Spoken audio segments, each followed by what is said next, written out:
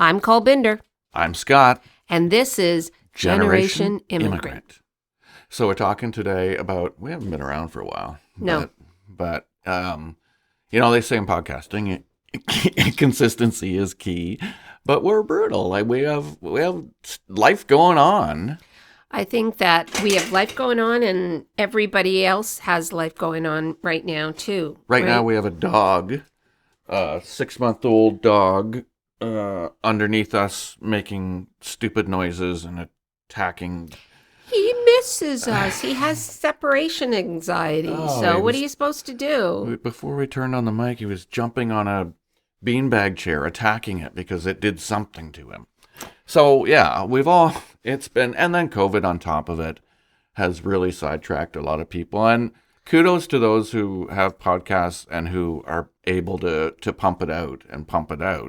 A lot of them are creating that as a career kind of thing, and they're monetizing and stuff. And we weren't really interested in that when we started this anyway. We just wanted to help people with how, our life situation and people in similar situations. So we weren't looking at doing that. And quite frankly, I hit a wall over the last couple of weeks, with everybody being part of the February blues, and on top of that, the COVID, and dealing with the kids and the puppy and you and the business. Yes. Yeah, I've had a full disclosure. I've had a rough time through COVID and before that, and dealing with. Well, I've left my career like over 2 years ago,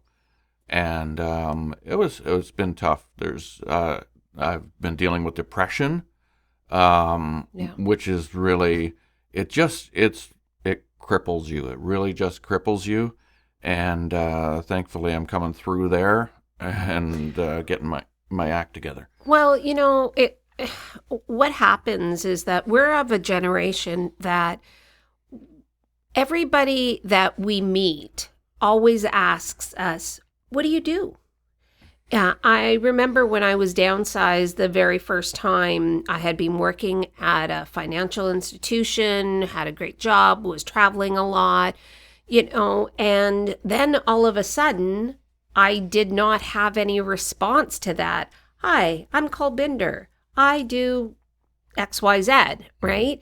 And I'm sure that that's been part of what you've been going through over the last couple of years. Well, yeah, we often link our identity to our profession or our job. And when you aren't doing something anymore, then, Mm-hmm. And we were talking about identity today. Yeah, but I do want to continue on with this. Oh my God, that was a good segue. That was an excellent segue. And you just stomped on it. Well, you know why? Because Why? I think that a lot of people are going through what you've gone through over the last couple of years, identity by crisis. but also being downsized right now, Mm-hmm. and we're in the middle of a pandemic, and finances are tight. Mm-hmm. So it's not necessarily just about identity; it's about survival. And there's a lot of individuals that are just starting on the journey that you have been on for a couple of years. Yeah. And then what makes it, I got this weird thing going on where, the company that I was with, I didn't want to be in there anymore. I didn't want to be in that industry. But then just lately, they laid off hundreds of people, and it kind of affected me. Yeah. Feeling like... you never told me that. Yeah, it just made me... I'm trying to figure out the words to describe it. It kind of made me angry. Mm-hmm. It kind of made me almost kind of feel ashamed that I even worked for a company with such low... seem to have such low moral standards. There's such low caring for the people, the employees. That's not me. And I don't I don't go down with that shit. Well, also, I do believe that they did benefit from some of the COVID recovery funding as well. So, Yeah. like Millions of dollars. millions of dollars. And then turned around and laid off hundreds of employees across the country. Yeah.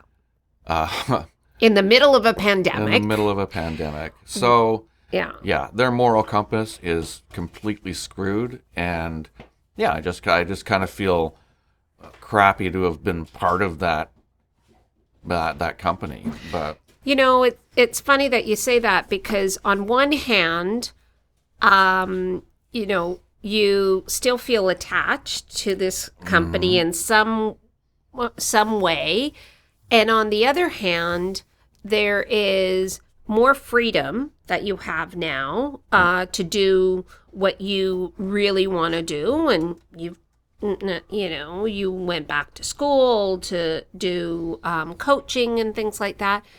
But the other thing is, too, that there's a financial component, right? Mm-hmm. There's a paycheck that you get every 2 weeks that gave you stability for decades. Mm-hmm. And turning that mindset into more of an entrepreneurial, which is what you're doing now, that's a huge transition. And a lot of individuals right now are going through that. They're not getting that paycheck. Yeah. They're not able to know when the next income is coming in. So that's a huge, scary part of trying to figure out your identity and trying to figure out what you want to be when you grow up. Yeah, it's like it's definitely a loss. You go into mourning. Yeah. Because just my personality is already I like things pretty stable, and that was 30 years of getting a paycheck every 2 weeks, like you said. So it's like you're losing, not just the money. You're and trying to become an entrepreneur is scary crap. I mean. There's nothing coming in, so difficult transition, and it's been over 2 years, and I don't think I'm alone in having that kind of timeline. No. To try and get back on the rails, or it's not even back on the rails. I'm not even going back into the same industry. I'm not trying to go back into the same industry. I'm trying to reinvent myself. Right. And that's difficult.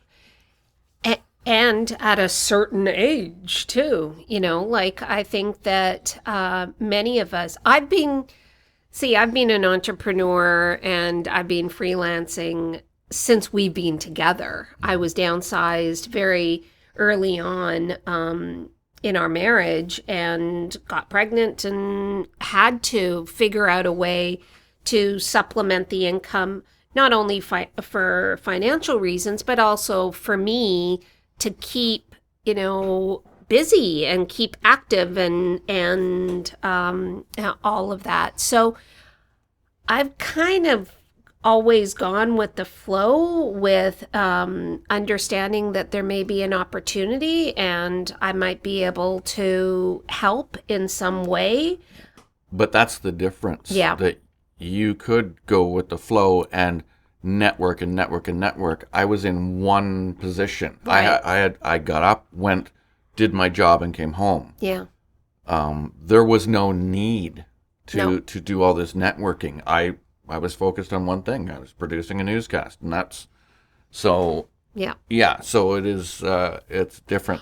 Well, also you were producing a newscast and coming home and taking care of the kids, mm-hmm. right? So that part was really the 9 to 5 and then coming home and being present with the kids and being available so that I could go out and do the networking and all of that kind of stuff, which has not been available for the last year, right? So there's a lot. There's it's overwhelming about.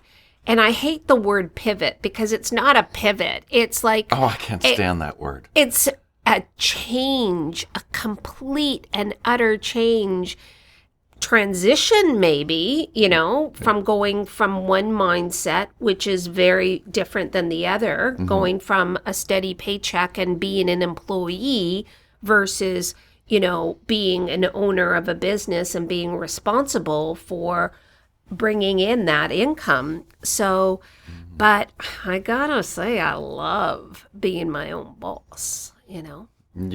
You just love being a mover and a shaker. I might like a few of those moves. Yeah. Okay, so through this pandemic, my lovely partner in life and business has built an incredible business, a literary agency for screenwriters, and against all odds, and it's really just taken off.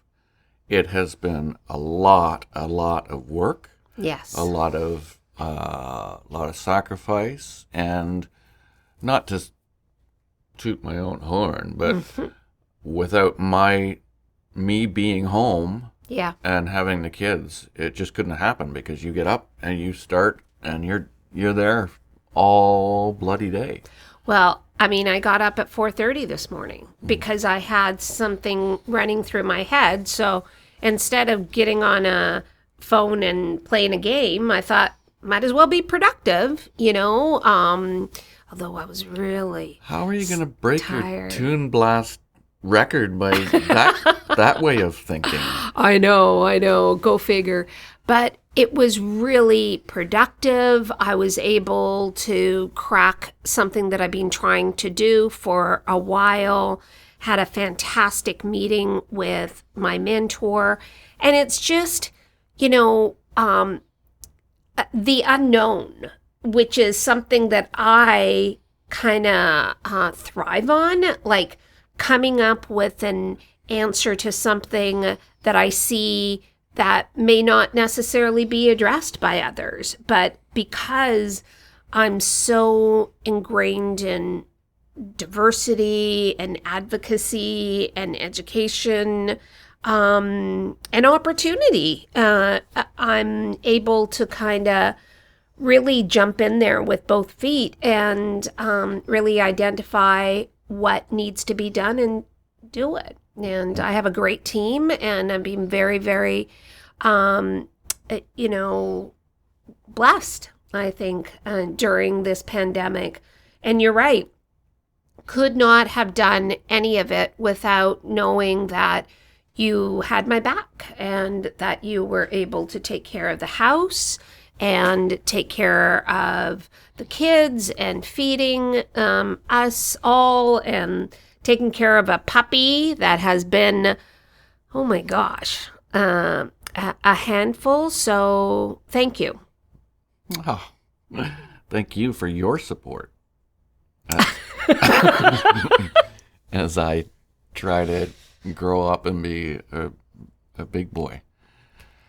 Well, what you were going through, I think, is something that a lot of men can relate to. You got downsized, but it was even before then. I don't think that a lot of men talk about their feelings and about what's going on in their head, and they find other coping mechanisms that are not necessarily productive. Mm-hmm. Yeah. It's weird. Like I just graduated from this from a coaching course, and one of my cohorts has started a podcast during this, but he's focusing on divorced men. Mm-hmm. So it's kind of like just a group of them talking about their stuff, and I've watched some of their videos and listened. Gilbert.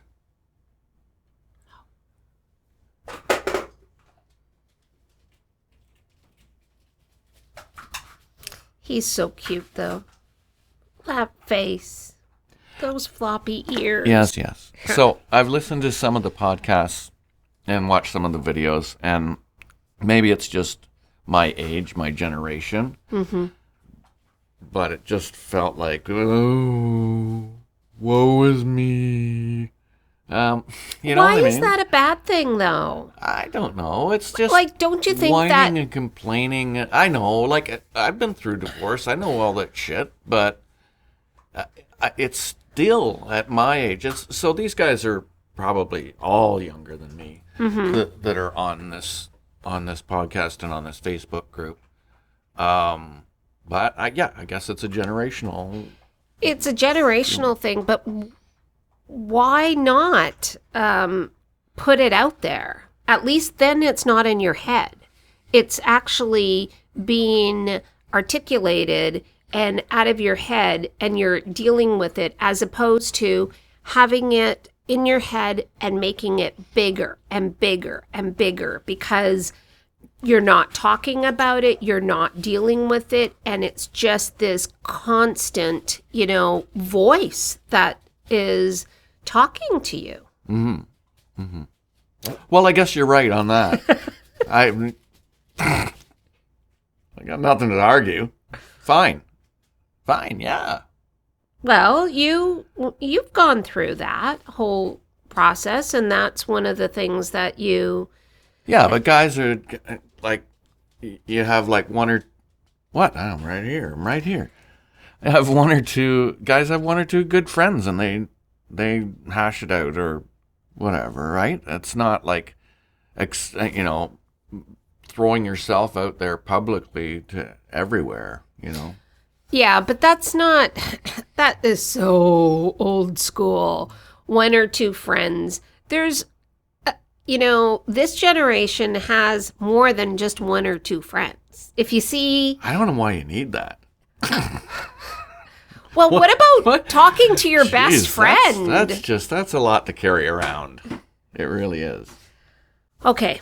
What I'm getting at is maybe there is something that you've done recently that might be of help to others that are going through some similar issues.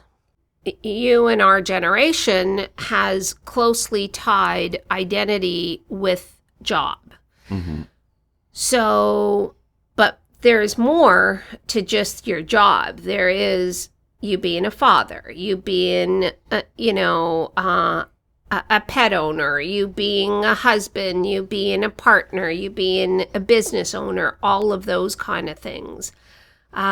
So how do you have those conversations with yourself in order for you to be able to cope with job loss and loss of identity? Well, that's what it's all about, right? Is coping mechanisms. And we aren't taught them. They should be taught to kids in school. Yeah. How to cope with situations and how to speak and stuff.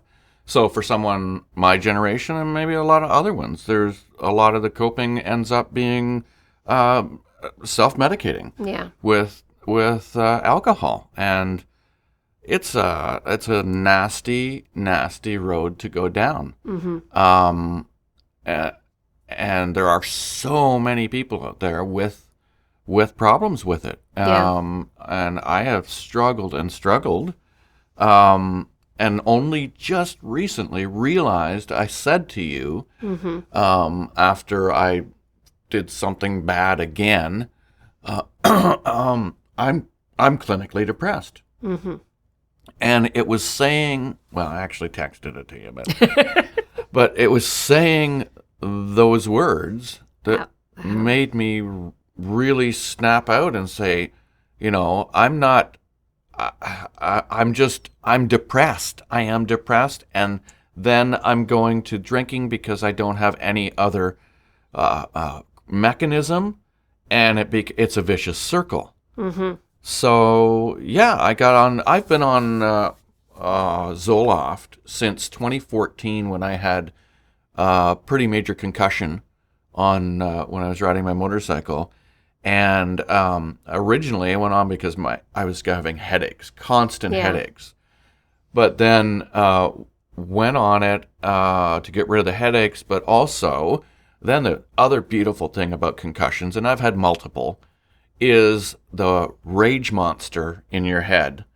It becomes very easy. Say someone says you're short-tempered. This is beyond short-tempered.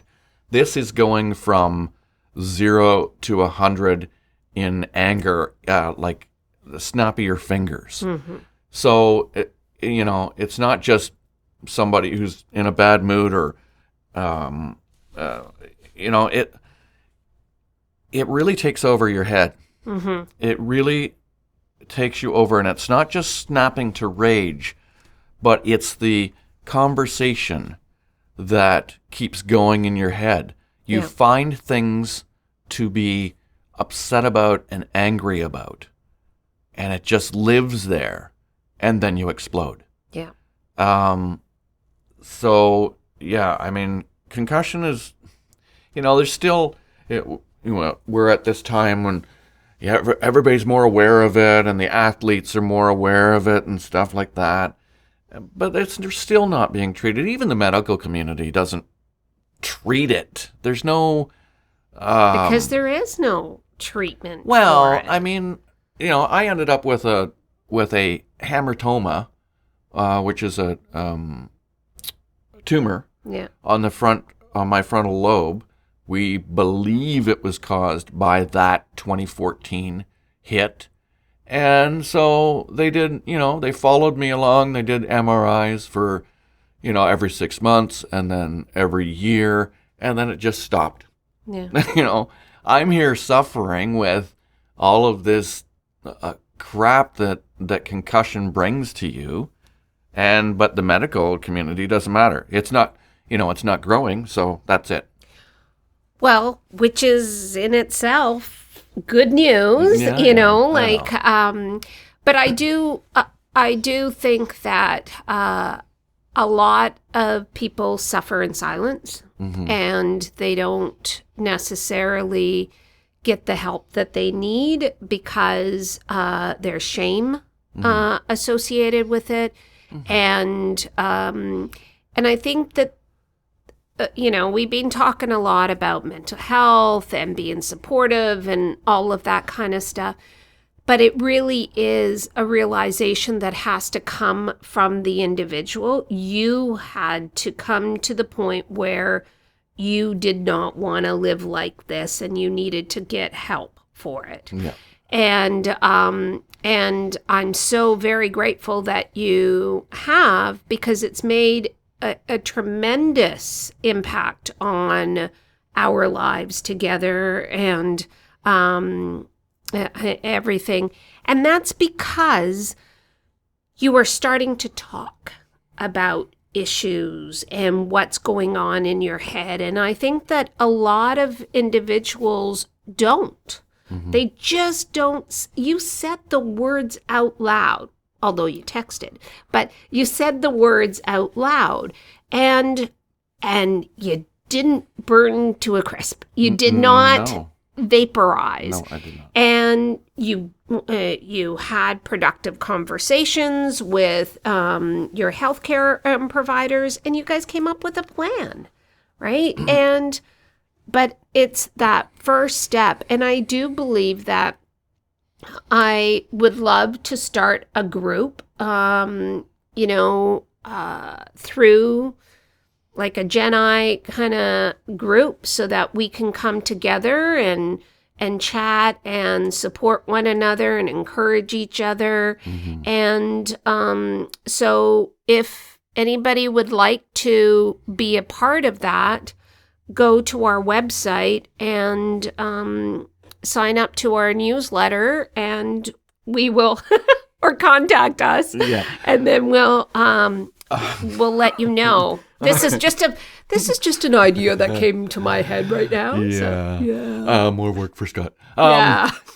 It's Cull at genimmigrant.com and Scott at genimmigrant.com. I just want to go back and just for educational purposes about depression and concussion and drinking. Yes, you absolutely have to get real with yourself and make statements to yourself first. Yeah. Right? Make statements. I'm drinking too much. I'm a heavy drinker. Or I'm depressed. I can't get my crap together. I am depressed. Get those words into your heads and then share it. And then share it with someone. So what I ended up doing was I did go to the doctor. I talked to the doctor, and we added another medication to my Zoloft. And I could have done that years ago. Years ago I could have done that. But I didn't realize that I was depressed. Yeah. I did not realize it until I can't or even... you didn't want to realize it. I think that there's a lot to be said about conditioning that we have in this generation. Conditioning, but there's also a lot of just not understanding what depression is, right? There's still a big generation out there who would say, "Oh, what do you got to be depressed about? Why aren't you happy? What's wrong with you?" Yeah. Oh my God, you can't even. You know what the biggest, hardest thing to deal with depression is the lack of motivation. I could, so let's call it I was functionally depressed, or I am functionally depressed. I can take care of my kids. I can cook our meals. I can do grocery shopping. I can support you in any way you need, but absolutely zero motivation to join a workforce or make new friends or deal with financials, stuff like that, because you just don't want to, put any more load on your brain because you're just not motivated to do anything. But I do think that there was an additional step before the medication that was putting you on the right track. When you started doing Muay Thai and that program, and especially at night, right? The endorphins, because I think that there's always that window at night that you were potentially going there with rage and everything. So yeah, that was weird, right? When we started the process that you had the kids until 7, and then I took the kids from 7 until bedtime and getting them to sleep and everything. That was then your time. You could go work out. You could go meditate. You could go take the dog for a walk. All of those kind of endorphin-inducing, activities that was better for your mental health, right? And I think that the more healthy physical health that you were concentrating on, the more you were getting outside of your head, and that this was starting to become your coping mechanism rather than just, Well, it speaks to motivation as well, because I'd had a gym set up here in the basement for the longest time with, Life Cycle and a treadmill and a heavy bag. But then, yes, I started following this guy, Sean Fagan, who's a Muay Thai fighter, and he's got this program. And that's what I need, is some structure. Yeah. I need some guidance and structure. So I started on it, and I was doing it. Then we switched medications. I realized I was depressed as shit, and we changed medications. And then, not only was I doing it, then I poured energy into the gym because I was motivated again. Yeah. I was motivated to do something, to really embrace this. Yeah. Because I feel, I do, 4 or 5 workouts a week, and I feel like I've been hit by a truck most of the time. But I do see changes in my body and changes in my mental commitment to do this. And clarity. Yeah. I think that that's huge. One of the biggest motivation tools that you can have is clarity, like goals, and knowing exactly how you're going to get there, is huge. Well, before this, goals were just something you write down and then forget about them. Mm-hmm. All right? Because it was just one more thing I gotta do. It was definitely Eeyore syndrome because it was brutal. Mm-hmm. But, I love the start of a new year because I get my day timer and I get to plan and I write down everything that I do during the day. It does help. It really does help. And one of the great things is that it's out of my head and on the paper. And I can refer back to it if I need to. And that's really for individuals like us who have had multiple concussions.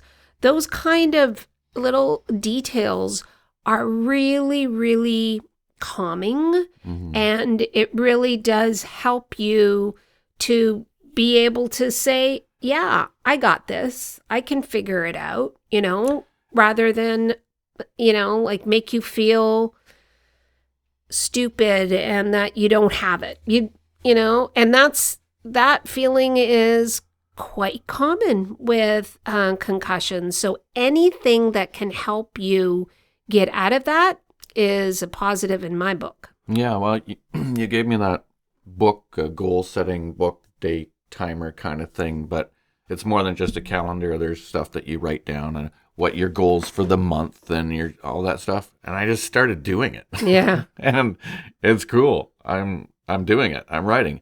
Other thing is meditation.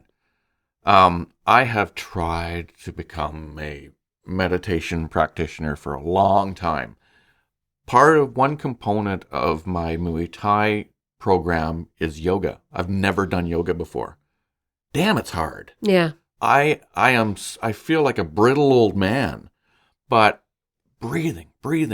So now in the last week or so, I've just been, when I have a moment, sit down, lay down on the couch and just deep breathe for, 2 minutes, and you get up and you're fresh again. Yeah. So that's really, for concussion sufferers, one of the best things you can do for yourself. And that's us. Like, this is what we've done to be able to put one foot in front of the other. And I'm sure that all of you have your own coping mechanisms and activities that you do to motivate yourself. So we would love to hear them. So please drop us a line or reach out on our social media because we would love to hear from you.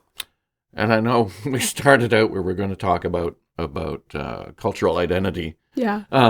But we're going to do that for the next one because this was a much needed discussion. And with that, I'm Kalbinder. I'm Scott. And this is Generation Immigrant.